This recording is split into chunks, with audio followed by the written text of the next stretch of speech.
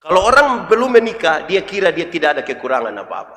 Tapi setelah menikah baru dia mengerti bahwa dia sempurna. Saya ulangi. Waktu belum menikah kita merasa kita tidak ada kurang apa-apa. Tapi setelah menikah baru kita tahu kita sempurna.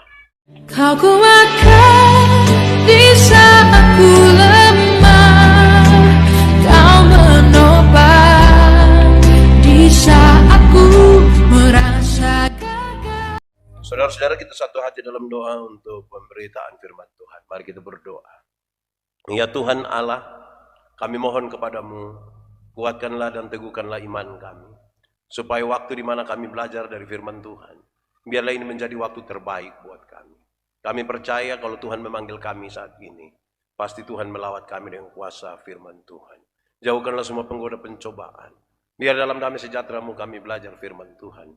Kami rindu pada firman-Mu. Berfirmanlah bagi kami Tuhan. Di dalam nama Yesus firman yang hidup itu, kami berdoa. Amin. Bapak Ibu saudara-saudara yang dikasihi dalam Tuhan Yesus, dalam sukacita kita hari ini, kepada saya diberikan tema ini, cinta kasih yang memulihkan. Pembacaannya diberikan bagi saya itu dari Injil Matius pasal 18 ayat 21 sampai ayat yang ke-35. Injil Matius pasal 18 ayat 21 sampai ayat yang ke-35. Yang sudah dapat boleh katakan amin. Ya, saya akan bacakan buat kita menurut Injil Matius pasal 18 ayat 21 sampai ayat yang ke-35. Perumpamaan tentang pengampunan. Kemudian datanglah Petrus dan berkata kepada Yesus, Tuhan, sampai berapa kali aku harus mengampuni saudaraku jika ia berbuat dosa terhadap aku? Sampai 7 kali? Yesus berkata kepadanya, bukan. Aku berkata kepadamu, bukan sampai 7 kali. Melainkan sampai 70 kali 7 kali. Sebab hal kerjaan surga seumpama seorang raja yang hendak mengadakan perhitungan dengan hamba-hambanya. Setelah ia mulai mengadakan perhitungan itu, dihadapkanlah kepadanya seorang yang berhutang 10.000 talenta. Tetapi karena orang itu tidak mampu melunaskan hutangnya, raja itu memerintahkan supaya ia dijual beserta anak istrinya dan segala miliknya untuk membayar hutangnya. Maka sujudlah hamba itu menyembah dia, katanya, sabarlah dahulu, segala hutangku akan kulunaskan. Lalu tergeraklah hati raja itu oleh belas kasihan akan hamba itu, sehingga ia membebaskannya dan menghapuskan hutangnya. Tetapi ketika hamba itu keluar, ia bertemu dengan seorang hamba lain yang berhutang 100 dinar kepadanya. Ia menangkap dan mencekik kawannya itu, katanya, bayar hutang. Maka sujudlah kawannya itu dan memohon kepadanya, sabarlah dahulu, hutangku itu akan kulunaskan. Tetapi ia menolak dan menyerahkan kawannya itu ke dalam penjara sampai dilunaskan hutangnya. Melihat itu kawan-kawannya yang lain sangat sedih, lalu menyampaikan segala yang terjadi kepada tuan mereka. Raja itu menyuruh memanggil orang itu dan berkata kepadanya, hai hamba yang jahat, seluruh hutangmu telah kuhapuskan, karena engkau memohonnya kepadaku. Bukankah engkau pun harus mengasihani kawanmu seperti aku telah mengasihani engkau? Maka marahlah tuannya itu dan menyerahkannya kepada algojo-algojo, sampai ia melunaskan seluruh hutangnya. Maka Bapakku yang di sorga akan berbuat demikian juga terhadap kamu, apabila kamu masing-masing tidak mengampuni saudaramu dengan segenap hatimu. Demikian firman Tuhan. Berbahagia setiap orang yang mendengar firman, memelihara dan melakukan dalam hidup setiap hari. Shalom. Sekali lagi shalom. Saya juga menyapa semua yang mengikuti ibadah ini di rumah. Tuhan Yesus memberkati. Salam sehat, salam damai sejahtera. Memang panitia memberikan tema ini kepada saya dengan pembacaan dari Matius pasal 18. Nanti sebentar di akhir kita bicara tentang pengampunan. Tapi karena yang paling banyak ini anak ini ibadah pasutri, jadi pasangan-pasangan suami istri lagi berkumpul begini nih. Yang datang sendiri juga tidak apa-apa, anggap saya suami, kan kita sudah di satu. Nah, saya lihat banyak suami yang pemalas gereja itu, saya bilang, Bapak kenapa tidak pergi gereja? Dia bilang, waktu Bapak dong nikah kami itu kami dua telah menjadi satu. Jadi kalau Mama Supi itu sama dengan Bapak Supi. Saya bilang coba kalau Mama Sumakan sama dengan Bapak Sumakan, nah baik. Nah baik saudara-saudara, saya akan mulai dulu untuk membawa kita berefleksi tentang pernikahan kita dulu. Di sini saya lihat ada yang baru nikah, Pak Pendeta, hormat, ini masih segar ini. Betul-betul. Ada yang sudah 10 tahun, ada yang 20 tahun, ada yang mungkin sudah 30 tahun. Oke. Tapi mari kita berefleksi, saudara-saudara. Saya ajak kita untuk memahami paling awal bahwa pernikahan itu bukan kita yang mulai. Pernikahan itu bukan kita yang mulai. Pernikahan itu Tuhan Allah yang mulai. Salah besar kalau kita berpikir bahwa pernikahan itu kita mulai. Saudara lihat kisah di dalam Kejadian pasal 2. Paling tidak ayat 21 sampai 23 dikasih tahu. Waktu itu Tuhan sucipta babi, sucipta ayam, sucipta kuda, kerbau, semua Tuhan bilang baik. Tapi ketika melihat manusia itu sendiri, Tuhan bilang tidak baik. Itu berarti manusia tidak cocok dengan babi. Manusia tidak cocok dengan ayam. Manusia tidak cocok dengan kuda. Manusia hanya cocok dengan manusia. Jadi kalau ada manusia meninggalkan manusia hanya untuk urus babi, saya rasa itu manusia itu ada masalah itu. Karena Tuhan waktu lihat, bukan ciptaannya yang tidak baik, kondisi dan statusnya itu yang tidak baik dia sendiri. Maka Tuhan membuat Adam tertidur. Diambilnya tulang rusuk dan kisah. Jadi Tuhan yang memulai, bukan kita yang memulai. Makanya kalau Tuhan yang memulai, Dia mulai dan menciptakan kita manusia laki-laki dan perempuan, menanamkan cinta kasih dalam diri laki-laki dan perempuan, mempertemukan mereka dalam cinta kasih, meneguhkan mereka sebagai suami istri dalam cinta kasih. Lantas dalam perjalanannya ada masalah, bawa kembali kepada Tuhan, karena Dia yang mulai kan. Ini ketika dalam perjalanannya ada masalah, dong bawa Polsek. Kapolsek mana yang memulai kita pun pernikahan? Pernikahan ini Tuhan yang memulai. Lalu kalau pernikahan ini Tuhan mulai, bagaimana kisahnya? Kisahnya menarik saudara-saudara. Kenapa? Karena Dia memulai dengan damai sejahtera. Karena Tuhan yang memulai, Dia mulai dengan apa? Dia mulai dengan damai sejahtera. Saya mendefinisikan damai sejahtera itu dengan kalimat ini. Damai sejahtera ialah segala sesuatu yang mendatangkan kebaikan bagi umat manusia dan dunia, itulah damai sejahtera. Dan Tuhan memulai pernikahan dengan itu, dengan damai sejahtera. Supaya ketika dalam perjalanan pasangan-pasangan suami istri ini ada masalah, damai sejahtera tidak ada. Mestinya kita tanya kita pun diri, bukan tanya Tuhan. Jangan bilang Tuhan di mana, karena Tuhan memulainya dengan damai sejahtera. Lantas dalam perjalanan Pak Pendeta, kok saya tidak ada damai sejahtera dalam saya berumah tangga? Yo, tanya kita pun diri. Tanya baik-baik kita pun diri. Tidak masalah itu. Dia mulai dengan damai sejahtera. Yang kedua, saudara-saudara, rumah tangga itu yang Tuhan memulai duluan itu. Dia mulai dengan damai sejahtera. Yang kedua, dia mulai dengan kuasa yang besar. Bagaimana Tuhan memulai rumah tangga dengan kuasa yang besar? Bayangkan dia buat seorang tertidur. Dia ambil tulang rusuk. Dia buat dari tulang rusuk itu seorang manusia. Dia tutup kembali yang lubang itu dengan daging. Membangkitkan seorang manusia yang disebut perempuan itu. Itu bukankah sebuah kuasa yang besar? Rumah tangga tidak saja dimulai dari sebuah kisah tentang damai sejahtera, tapi sekaligus dengan kuasa yang besar. Supaya apa? Supaya dalam perjalanan rumah tangga itu suami istri bercerita tentang kuasa yang besar di dalam rumah tangga mereka. Pak Pendeta, kami tidak pernah rasa kuasa yang besar. Iya, kok memang kita pernah sama-sama mau rasa karma. Banyak suami ini berjuang waktu belum nikah. Itu biar jalan kaki dari sini Pinona Hunis dia jalan. Dia pun perjuangan itu waktu belum nikah. Ada suami itu yang dia terlalu setia antar waktu belum nikah ini, terlalu setia antar pidatan dia punya istri ini, calon istri. Pi antar, pi jemput. Kadang-kadang istri belum siap pi kantor, siap kok pi antar sudah siap-siap. Istri belum pulang juga, lu siap kok tapi ambil sudah. Bayangkan itu. Nanti pas nikah dia beli motor satu, terus istri bilang papa antar dodi. Ada motor itu. Son bisa naik motor sendiri, manja sekali. Dia perjuangannya itu sebelum menikah. So habis nikah, kayak sukar mana kok. Kita sudah tidak lagi merasakan kuasa yang besar, yang menggerakkan. Jadi harusnya ketika dalam perjalanan rumah tangga tidak ada kuasa yang besar, kita harus bertanya, ada soal di mana dalam kehidupan itu. Ketiga, bukan saja dengan kuasa yang besar, tapi dengan kasih yang besar. Tuhan membuat rumah tangga itu dengan kasih yang besar. Hendaklah kamu dua berkasih kasihan gitu. Terus dia bilang begini, kan di situ pakai tahap-tahapan toh.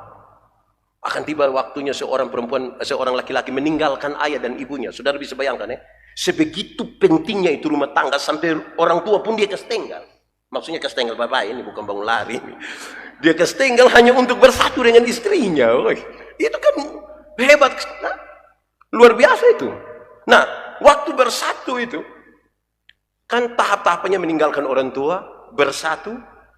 Yang terakhir di ayat 25 pasal 25 begini. Laki-laki dan perempuan itu telanjang, tapi mereka tidak merasa malu. Dalam kasih yang besar itu dua telanjang. Satu telanjang bagi yang lain. Istri telanjang bagi suaminya, suami telanjang bagi istrinya. Karena mereka telah menjadi satu dalam kasih. Tapi satu telanjang bagi satu. Bukan yang hari telanjang di sini, besok telanjang di situ, lusa telanjang. Kan tidak begitu. Satu bagi satu. Kasih yang besar itu Dan saya rasa itu, kalau dalam perjalanannya itu kasih itu kalau tidak ada tuh, saya rasa itu sebuah persoalan. Karena Tuhan menciptakan sebuah rumah tangga itu dengan kasih yang besar. Kasih yang besar. Keempat, Tuhan Allah menciptakan ini manusia, kemudian mempertemukan mereka sebagai suami istri, bukan saja dengan kasih yang besar, tetapi sekaligus dengan tujuan yang besar. Tujuan yang besar. Tujuan apa itu sebenarnya? Tujuan dari Tuhan Allah supaya Tuhan Allah dipermuliakan dalam rumah, dalam kehidupan, di dalam tanggung jawab. Manusia itu kan diberi tugas awal itu hanya dua, memelihara dan mengusahakan. Memelihara dan mengusahakan itu hal yang hebat sekali, karena pelihara itu berkaitan bukan sekedar perhatian, tapi merawat. Disinilah kita belajar sesuatu yang serius sekali, bahwa Tuhan sejak awal mengajar kita tentang memelihara dan mengusahakan. Dalam tujuan Tuhan itu supaya ketika dalam perjalanan rumah tangga itu ada masalah, ada sesuatu yang rusak, itu diperbaiki, bukan dibuang. Saya ulangi. Dalam perjalanan itu ada sesuatu rusak, relasi suami istri, itu diperbaiki, bukan dibuang. Banyak kali kita nih bukan perbaiki, kita buang. Dan saya kira itu di persoalan. Tidak ada satupun rumah tangga tanpa masalah. Semua bermasalah. Itu masalah itu yang saya sebut sebagai rusak hubungan. Nah, sejak awal dalam pembentukan rumah tangga, Tuhan mau supaya kalau temukan sesuatu yang rusak dalam rumah tangga, perbaiki, bukan buang. Itu dulu. Itu tentang Tuhan Allah dalam rumah tangga. Kedua, tentang manusia. Tentang manusia ini menarik sekali, saudara-saudara, karena tentang manusia hanya ada dua hal. Pertama, saya ingin menyampaikan kepada kita ungkapan ini. Beberapa orang merasa, mungkin saudara pernah merasa juga, beberapa orang tuh dia belum mau menikah. Kakak, kenapa tidak mau nikah? Dia bilang, nikah bikin repot diri saya. Kok saya berapa? Mau makan tinggal Grab, mau cuci pakaian tinggal laundry, ada banyak-banyak. Bikin susah, saya bikin pusing. Ungkapannya ringan begini. Ungkapannya begini. Kalau orang belum menikah, dia kira dia tidak ada kekurangan apa-apa. Tapi setelah menikah baru dia mengerti bahwa dia sempurna. Saya ulangi. Waktu belum menikah kita merasa kita tidak ada kurang apa-apa. Tapi setelah menikah baru kita tahu kita sempurna. Kenapa? Ini sempurna dalam fungsi. Ada hal-hal tertentu yang hanya bisa diisi oleh seorang istri. Bukan orang lain. Ini bukan soal seks saja. Ada banyak hal lain di situ. Tuhan ini kan sengaja meninggalkan pola supaya terisi ini suami istri. Polanya mulai dari pola berpikir. Laki-laki itu kan selalu berpikir yang penting logis saja, yang penting masuk akal. Makanya laki-laki kalau omong selalu bilang, saya pikir. Sementara yang ibu-ibu itu kan selalu lebih banyak pakai perasaan. Jadi kalau om demikian, saya rasa. Nah bayangkan kalau kita menikah 10 tahun, satu hanya saya pikir, satu hanya saya rasa. Lama-lama tetangga dong akan bilang surasa. Karena itu hidup suami istri tidak boleh hanya pakai apa yang dipikirkan. Penyeimbangnya adalah perasaan. Hidup itu tidak bisa pakai perasaan saja. Bayangkan kita pun model orang-orang di NTT ini adalah kalau nikah habis itu supaya mempererat ini hubungan keluarga, kan bikin arisan keluarga. Terus coba bikin arisan keluarga pakai perasaan, coba. Supaya itu tante terima ame dia arisan ini bulan, dan situ bulan depan dia sudah datang. Hidup tidak bisa pakai perasaan saja. Penyeimbangnya adalah logika. Dan karena itu, kita dipertemukan sebagai suami istri. Kedua dari soal pola kerja. Laki-laki itu cenderung pekerja tunggal. Laki-laki itu dia kerja tunggal. Kita pu suami dong itu hanya pi kantor sama dong pulang dong rasa dong su kerja seluruh dunia dan segala isinya. Dong rasa ki pun capek dong seperti su kerja padahal hanya pi kantor ini. Suami-suami itu kalau sempat koko ademea barang 1 jam itu dong rasa pun berjasa. Itu dong rasa jasa tuh, wey, jasa ngeri. Itu mama pulang dong mak, yo, kau terima adi dulu. Papa mau kemana? Mau pita mandong. Iko kasih kita sendiri. Iko tadi papa su koko ade tuh 1 jam berjasa. Polanya tuh enggak. Beda dengan ibu-ibu. Ibu-ibu ini kan polanya jamak toh. Mama-mama ini bangun tidur bisa langsung masak. Bisa sambil siap adik-adik ke sekolah. Bisa sambil siap bapak untuk ke kantor. Bisa sambil setrika. Bisa sambil siap memang makan siang. Bisa sambil foto-foto. Bisa sambil update status itu. Jadi satu semua. Itu tahu dong pun tangan berapa gitu semua. Ini pola ini sengaja Tuhan biarkan berbeda ini supaya kita kelola dia. Yang tadi, yang manusia nanti waktu menikah baru kita baru sempurna. Bapak-bapak tuh kalau acara di rumah jangan telepon bapak-bapak. Bapak, yuk, ke mana? Dia jawab santai, beres. Nanti pas beres habis mau tuh beres apa? Bapak tuh pun pikir kalau su bikin teng itu berarti su beres. Bapak pun pikir kalau su bunuh babi berarti su jadi rica-rica. Tidak, mam tua akan berpikir lebih detail. Untuk itulah suami istri berjumpa, bukan untuk membandingkan. Bayangkan kalau hidup sama-sama baru istri main bilang, selalu jadi di beta, selalu jadi beta. Itu mau bertahan sampai kapan di rumah tangga? Pernah dengar itu kalimat kok? Atau sendiri omong, selalu jadi beta. Saudara, kita suami-suami ini justru satu.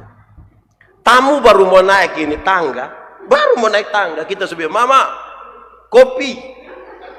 Padahal kopi tidak ada. Nanti habis mama bilang begini, papa, lain kali tuh tanya dulu di belakang. Jawab santai saya juga. Kok saya sudah beli itu? Iya, papa beli tahun lalu. Bapak kira beli 1 kali itu untuk seumur hidup. Karena dia polanya tunggal. Ketiga, soal pola bicara. Tuhan sengaja meninggalkan pola ini. Laki-laki itu cenderung pendiam. Secerewet-cerewetnya laki-laki dia tetap disebut pendiam. Makanya kalau ada laki-laki omong terlalu banyak, orang selalu bilang, mulu ke perempuan. Karena perempuan itu dianggap. Sebuah penelitian mengatakan, seorang laki-laki kalau bicara 1 hari itu kira-kira 7.000 kata. 7.000. Termasuk khotbah itu. 7.000. Tapi seorang perempuan kalau bicara 1 hari minimal sekurang-kurangnya 21.000 kata. Saudara bayangkan bapak 7.000, mama berapa? 21.000. Bapak pagi-pagi pergi kantor, pulang kantor rata-rata jam berapa Bapak belum pulang kantor jam berapa?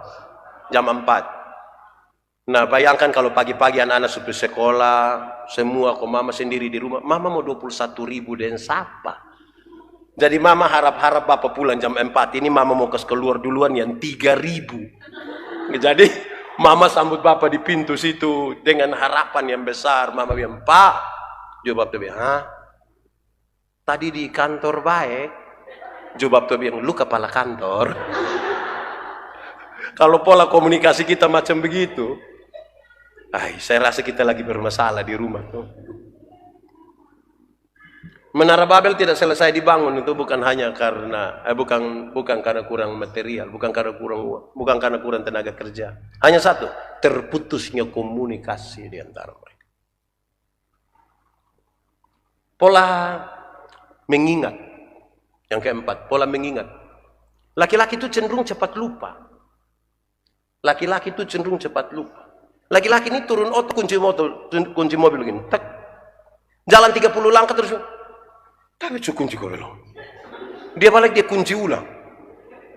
Makanya banyak laki-laki itu di luar rumah dia lupa kalau dia sudah ada istri itu. Dia maksudnya dia cerita dengan dia kawan dong sampai lupa mama ada tunggu. Cenderung cepat lupa.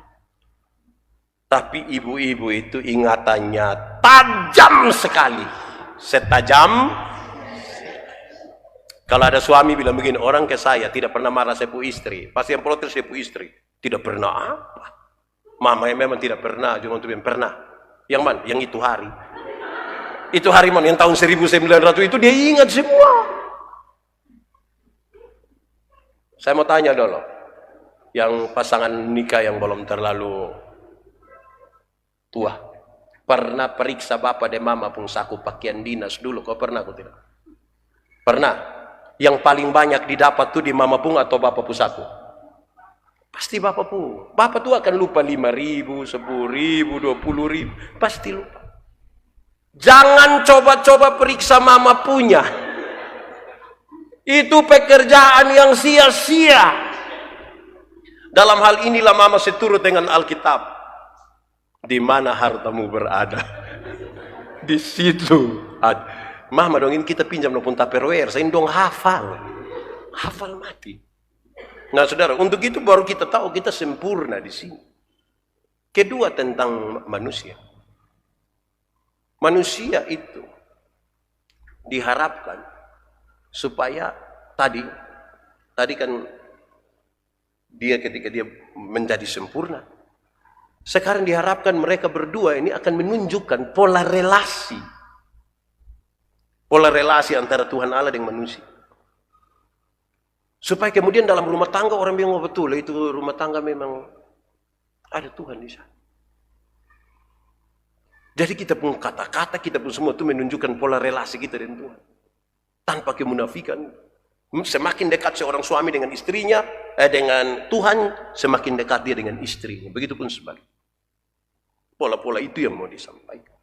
Saudara bisa bayangkan. Kita banyak dalam kepura-puraan tuh. Kalau ada pendeta di rumah tuh dia pun cara panggil ibu istri itu pun bagus. Mamski, mami. Mari kok kita makan sama-sama sayang. Mari kok. Itu kalau ada pendeta. Kalau tidak ada tuh, woi, suceke, bayangkan. Soalnya sehat kita pun hidup ini. Nah. Kemudian mari kita berefleksi sedikit soal ungkapan. Kalau kita belajar tadi, beta masih fokus di Kejadian pasal 2 tadi. Ketika Hawa sudah diciptakan dan dibawa kepada Adam pun kalimat itu menarik sekali. Dialah tulang dari tulangku, daging dari dagingku. Itu pernyataan yang saya kira paling hebat di muka bumi. Melihat perempuan yang diciptakan itu, Adam bilang, dialah tulang dari tulangku, daging dari dagingku. Kalimat itu punya maksud kira-kira begini. Karena di engkau pun daging itu saya pun daging. Karena di engkau pun tulang itu saya pun tulang. Maka kalau engkau sakit saya juga sakit. Kalau engkau tulang patah saya pun tulang itu patah. Karena itu yang ada pada engkau itu saya punya. Luar biasa toh kalau suami bilang mama, kalau mama sakit itu bapak juga sakit. Wih. Itu bersekarang berada suami ngomong di istri begitu pasti mam tuh sudah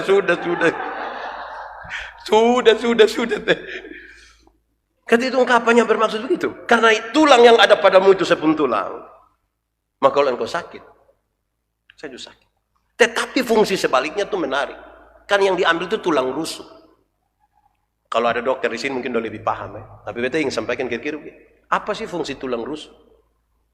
Paling tidak tulang rusuk itu berfungsi untuk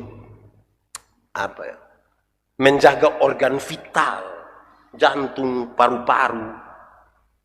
Tulang rusuk itu tulang berpasang-pasangan, ada berapa? 12. Untuk jaga ini jantung, paru-paru. Hal yang sangat vital, berarti seorang suami sementara menjaga seorang perempuan yang disebut dengan nama kehidupan. Begitupun sebaliknya. Tetapi yang kedua, saudara, Itu ungkapan yang dialah tulang dari tulangku, daging dari dagingku. Itu ungkapan sebelum jatuh dalam dosa. Saudara baca terus sampai pasal 3, saudara temukan. Dialah tulang dari tulangku, daging dari dagingku. Itu waktu Don 2 belum jatuh dalam dosa. Setelah jatuh dalam dosa, Adam bilang, perempuan sumber masalah. Perempuan racun dunia. Bayangkan kalau yang duduk dong ini racun dunia semua. Adam, kenapa kau makan itu buah? Dia bilang, perempuan yang engkau berikan padaku, dialah yang membawa. Seolah-olah dia menyesali ini perempuan. Kenapa Tuhan kasih? Refleksinya ringan, saudara. Sebagai pendeta, saya urus ini rumah tangga dong. Saya rasa ada banyak suami sudah mulai rasa dia pu istri itu beban. Ada banyak suami itu rasa dia pu istri beban. Mulai dari dia pun berat badan beban. Sampai pada hal-hal lain itu dianggap beban. Nah, ini bahaya nih. Kalau sampai sebegini berarti pernyataan tadi itu pernyataan yang bermasalah sesungguhnya. Nah, mari kita mengerucut pada teks tadi. Pembacaan yang diberikan oleh panitia. Itu menurut Injil Matius pasal 18 tentang pengampunan. Pengampunan itu hal yang serius sekali. Kenapa? Karena tiap hari kita ketemu orang. Karena tiap hari kita ketemu orang, pertanyaannya adalah, siapa yang punya tugas untuk memuaskan orang lain tiap hari? Coba kasih tahu saya. Pasti ada yang tidak beres. Kita di rumah yang suami 1, istri, di rumah istri berapa? 1, anak-anak 2 orang saja. Oh, inan kalau baik betul. Makasih. Itu kita bisa bakas jengkel satu daya lain. Karena tiap hari kita berjumpa dengan orang, maka mesti hati kita seluas lautan untuk bisa mengampuni. Tanpa pengampunan tidak bisa. Kenapa? Saya kasih satu testimoni. Ada satu orang yang telepon saya, Pak Pendeta. Waktu dia ikuti sebuah khotbah di YouTube, ini kasih itu apa kok? Pokoknya ada soal kasih. Dia bilang kepada saya, dia bilang, Pak Pendeta, saya terganggu dengan Pak Pendeta pun khotbah. Saya bilang, baik, kalau orang terganggu itu tanda dia masih hidup itu. Ya kenapa lu terganggu? Dia bilang, Bapak, kami menikah 1 bulan. Kami menikah 1 bulan. Baru menikah 1 bulan, tapi saya 2 kali ketemu saya pu istri tidur dengan laki-laki lain di kami pun kamar tidur. Saya tangkap 2 kali, Pak. Saya bilang, siapa bilang 2 kali? Pak Pendeta, iya. Yang engkau tangkap itu 2 kali. Yang engkau tidak tahu itu banyak. Jadi saya tanya, jadi? Dia bilang, Bapak, saya siap cerai. Kenapa harus cerai? Alkitab juga bilang begitu, Pak. Saya bilang, oke. Kalau begitu dengar saya bicara ya. Saya bicara habis, lu dia kok cerai sudah. Terus saya bilang dia, itu ayat Alkitab yang bilang, kecuali karena zina. Itu ditujukan kepada orang-orang yang tidak mau diatur. Musa bilang, Tuhan tidak menginginkan perceraian, tapi karena kamu punya kekerasan hati, saya kasih surat cerai, silakan. Dia belum bergerak. Kedua, saya bilang begini, itu ayat yang bilang kecuali karena zina itu ayat tidak bermaksud bilang begini, karena dia sudah berzina dari cari sudah. Kan tidak begitu juga. Dia tidak mau juga. Terus saya bilang, oke, yang ketiga sekarang. Saya bilang, kau harus ingat baik-baik, kan kami 2 pakai telepon, dia ada di Manado, di mana. Saya bilang, yang ketiga ini yang kau dengar baik-baik. Saya tanya dia, menurut engkau berzina itu apa ya? Menurut kamu berzina itu apa? Dia diam, terus saya bilang begini, apakah berzina itu karena dia sudah berselingkuh itu disebut berzina? Berzina itu apakah karena dia sudah kedapatan tidur sama-sama dengan itu laki-laki lantas engkau sebut dia berzina? Berzina itu apakah sama dengan karena engkau menangkap dia, itulah disebut berzina? Saya bilang, saya mau kasih tahu kau. Alkitab mencatat dengan sangat baik tentang perzinahan. Bahkan ketika engkau baru melihat dan menginginkan yang engkau telah berzina. Baru melihat dan menginginkan engkau berzina. Saya tanya dia, waktu lu pergi kantor itu lu tutup mata, selalu tidak ada kawan nona di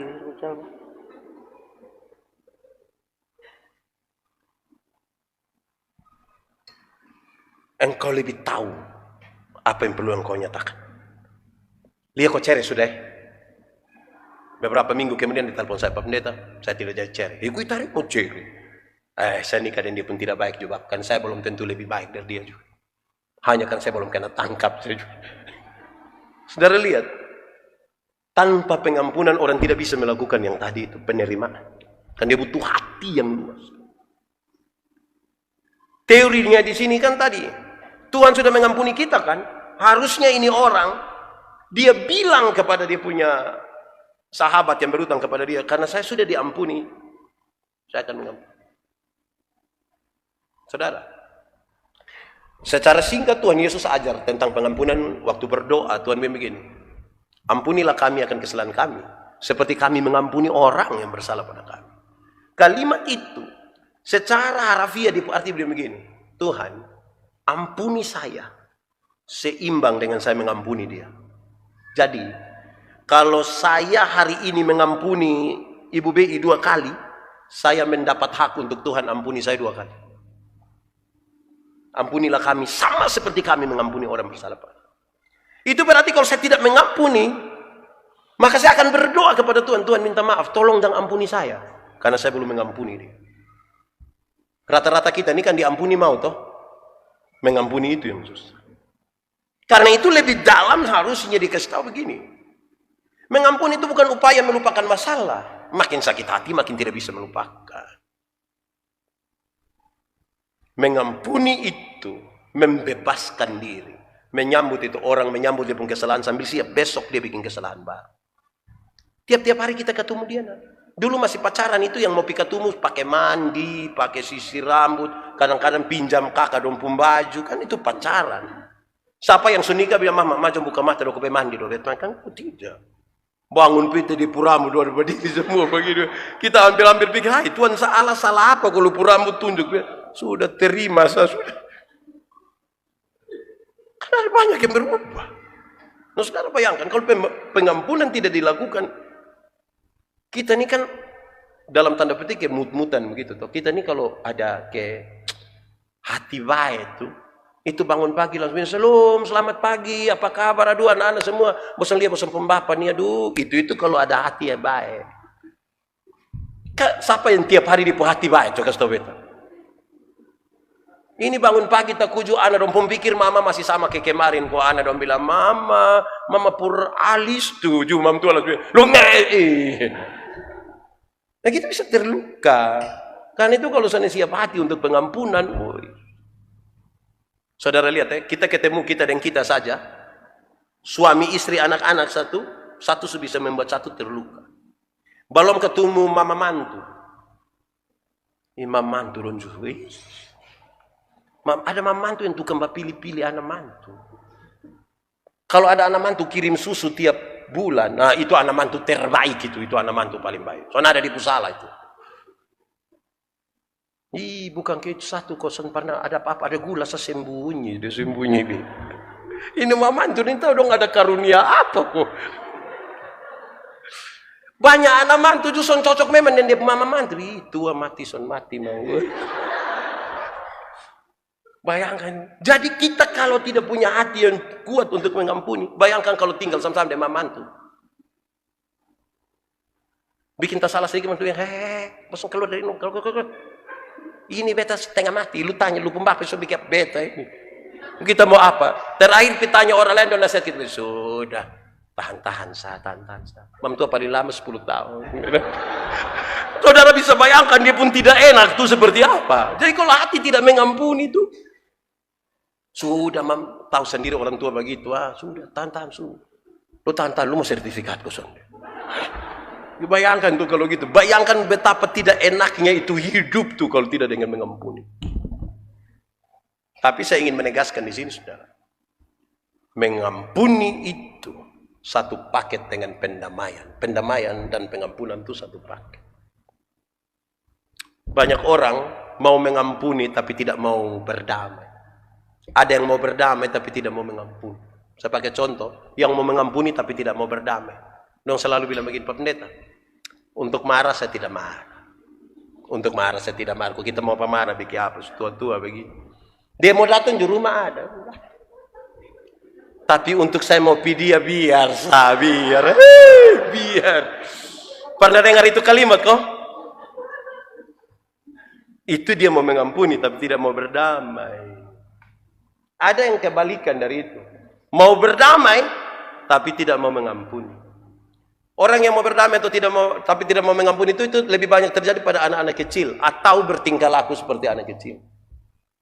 Anak kecil itu kalau main kelereng kau bakalai, dia pun bapak lihat kan dia pun bapak marah, damai, bosan dua kakak, dah. Tidak ada pilihan kan dia harus berdamai, tak? Tapi coba lihat di penjara berdamai, itu di penjara sorong tangan, tangan kanan ke depan, kepala ke belakang. Cium. Ini bosan dua saudara kandung. Itu hari kalau mama melahirkan lu pun kakak mama mati, lu tidak ada. Cium. Oh itu dia cium sama kayak otot solo itu. Mau berdamai tapi tidak mau mengampuni. Saya kira tanggung jawab yang serius. Seorang ibu bilang ke saya, Pak Pendeta, saya ini kok sulit sekali ampuni saya pun suami. Saya bilang, iya. Karena ibu bisa mengampuni kok tiap hari yang isi di sini hanya isi dia pun selingkuh, hanya isi dia pun maki, hanya isi dia pun bagaimana bisa mengampuni dia? Dalam hidup ini kita pemikiran ada dua ruangan. Satu dia pun nama ruang penghormatan. Satu dia pun nama ruang pembantaian. RPH, Pak Dagi.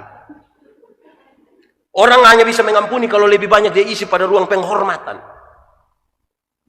Tapi kalau yang dia isi itu lebih banyak pada ruang-ruang pembantaian, itu tambah lagi dia pun teman-teman di grup WA Adam yang laki-laki begitu injak. Ika batu buan di kolban, sana kasih. Oh itu, jadi tergantung apa yang kita isi di sini.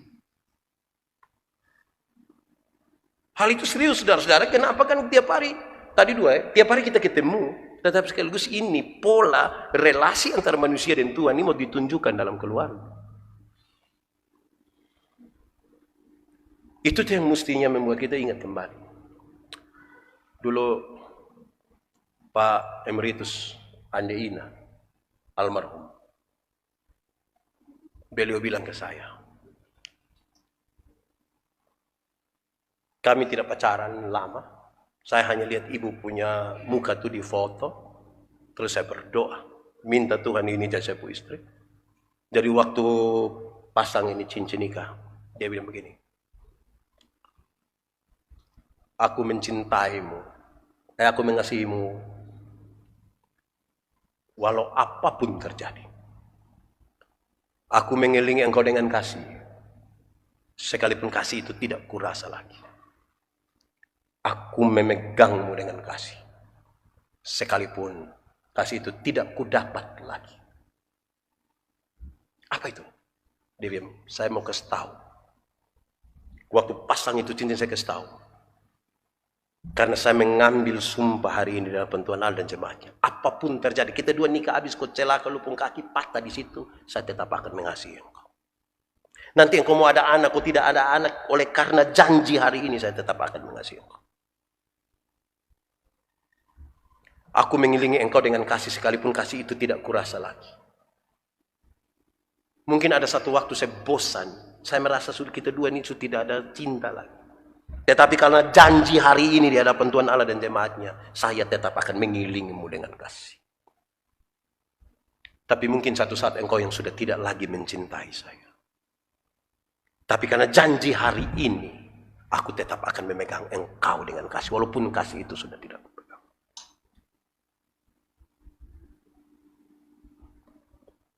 Itu akta iman, pernyataan iman itu kelasnya lebih tinggi dari perasaan.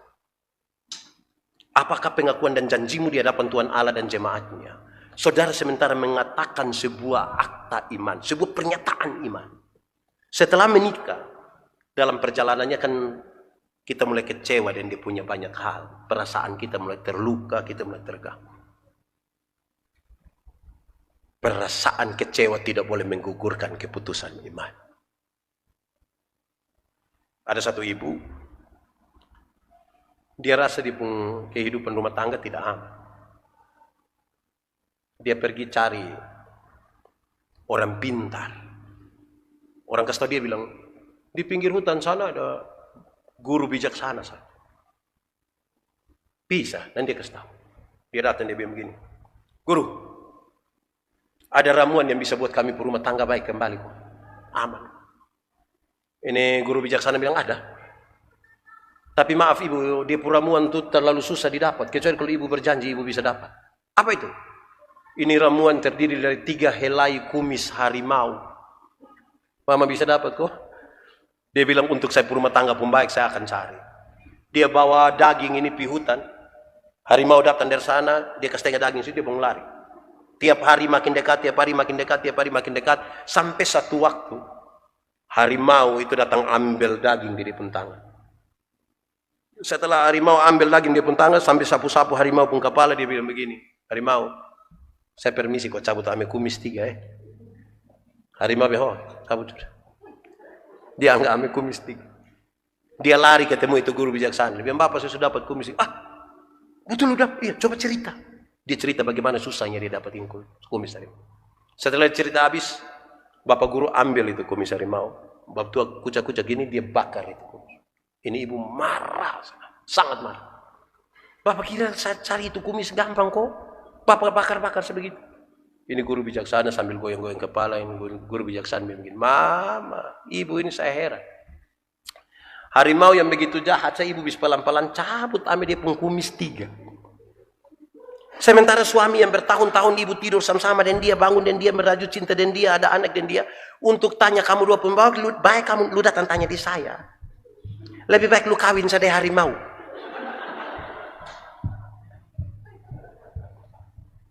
Tidak boleh ada satu orang pun lebih tahu kita pu suami pu mau selain kita.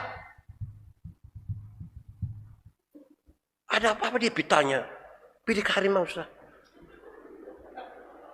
Saya kira itu pesannya kuat Tidak boleh ada satu pun yang bisa lebih tahu kita pu rumah tangga selain kita. Mama-mama dong itu sustel bagus-bagus ini nah. Mestinya bapak puji sedikit ya. Jangan kasih mam tua keluar baru orang puji di luar sana. Nanti mam tua lama-lama akan puji. Ya mam tua kalau sudah salon pulang datang sudah cantik-cantik dia pilih ambil celana ketat satu kok dia jalan-jalan. No bapak tua nah. Bapak tua omong sedikit lah. Jangan bapak tua. Lu kesetrika rusak aku pidatang. Itu lama-lama mam tua nanti pilih ibadah wanita gemit kok cari pengakuan di sana. Bapak-bapak dong kalau lihat mama pakai rok agak mini sedikit, pakai baju agak terbuka. Mama ganti baju. Kenapa? Apa tidak suka lihat begitu? Itu kalau terbuka mah. Itu besok nanti mam tua saya ngajak pakai ulang. Supaya dia dapat perhatian sedikit dari bos. Bapak-bapak juga kasih mama omong. Mama bisa omong, bapak ganti itu celana. Kenapa? Masa kok bapak pakai legging pi kantor gitu kan? Intinya itu betul saling kasih perhatian. Mungkin kadang-kadang betul mesti gombal-gombal sedikit juga kok. Mereka kalau minta teh, mak kasih teh dong.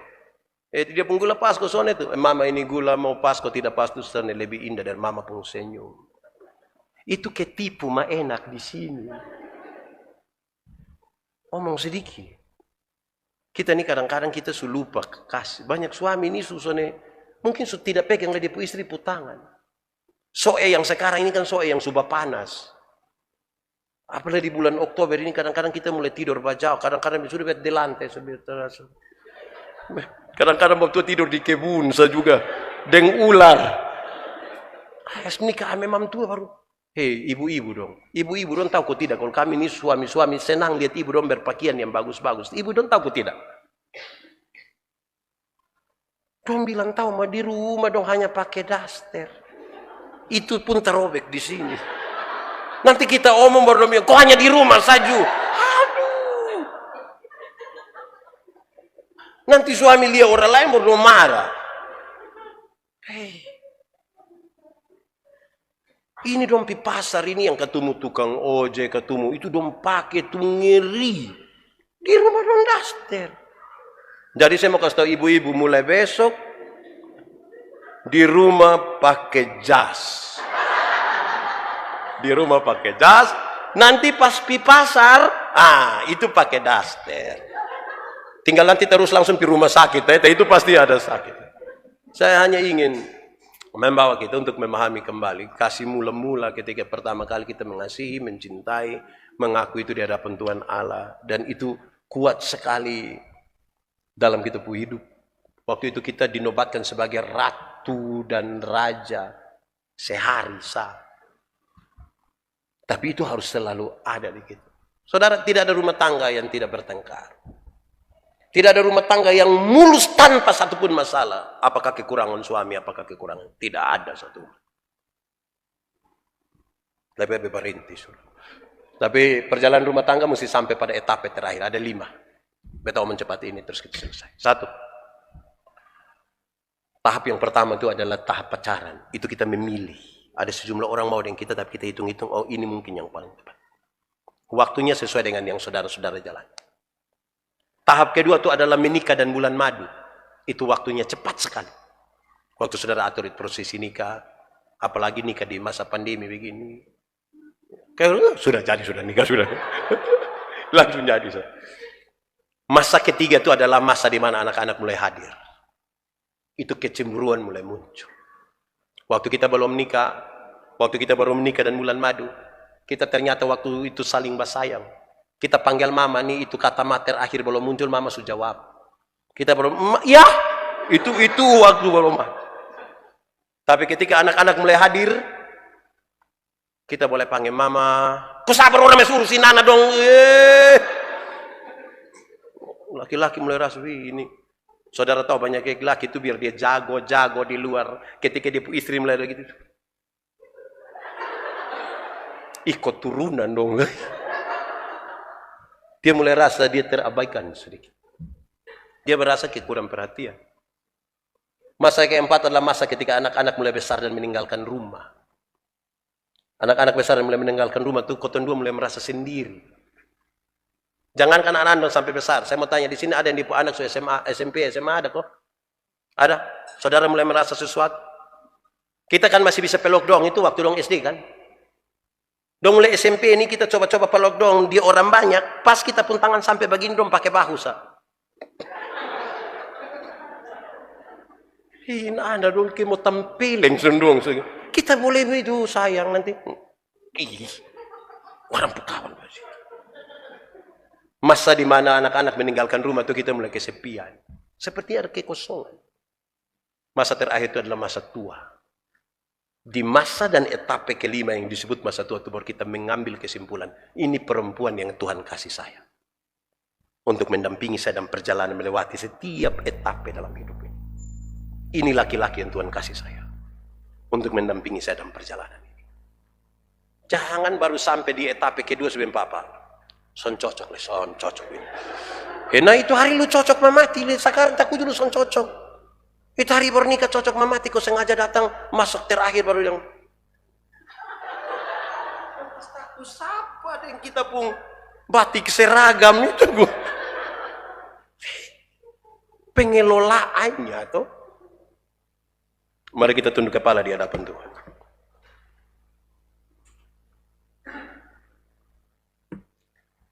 Dalam teduh kita ambil sikap. Firman Tuhan berkata kalau kamu dengar suaranya jangan keraskan hatimu. Minta Roh Kudus lembutkan setiap hati yang keras. Nikmati waktu 1-2 menit ini bersama-sama dengan Tuhan. Bagi saudara-saudara yang datang bersama-sama dengan suami atau istri, biarlah ini menjadi bagian yang saudara pakai atau juga yang ada di rumah. Bagian datang sendiri pun atau di rumah sendiri tanpa suami, tanpa istri. Saudara punya hati yang diangkat pada Tuhan untuk berdoa.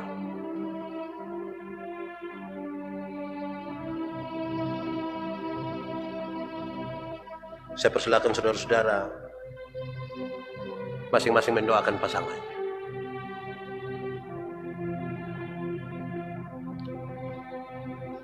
Yang dengan suami, dengan istri mungkin baiknya 2 orang sambil pegang tangan. Masing-masing mendoakan pasangan.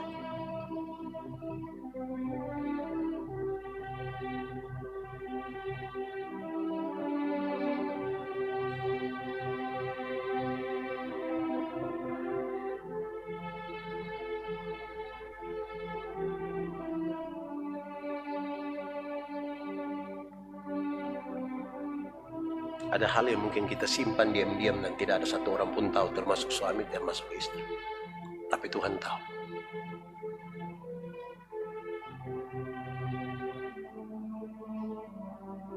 Nikmati 1-2 menit bersama Tuhan, bersama suami, bersama istri. Renungkan hal-hal terindah dalam hidup, dalam kebersamaan itu. Dan kalau ada hal-hal yang sementara ini membuat kita seolah-olah semakin menjauh, kasih itu sudah tidak dirasakan lagi, nyatakan itu pada Tuhan.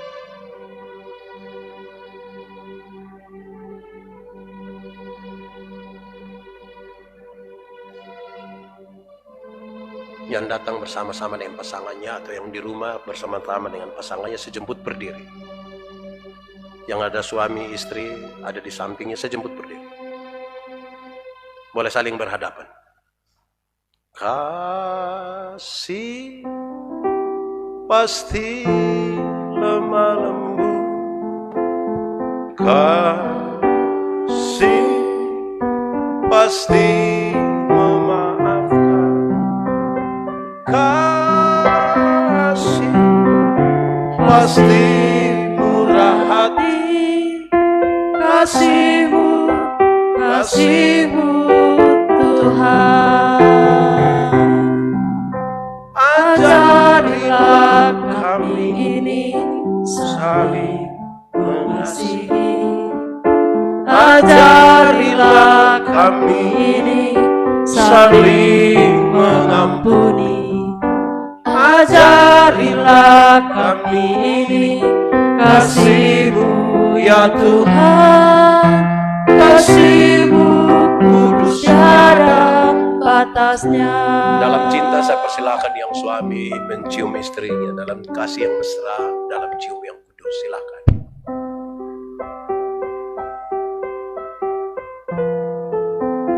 Mari kita berdoa. Tuhan, terima kasih banyak untuk acara sederhana hari ini yang dilandasi dengan firman Tuhan. Biarlah ketika kami merenungkan kebersamaan kami sebagai suami istri, kami menemukan bahwa Tuhan merencanakan dan merancangkan semuanya, sehingga dalam perjalanan kalau kami tidak menemukan seperti apa yang Tuhan mau, biarlah Tuhan tarik kembali kami pada jalan yang sesungguhnya.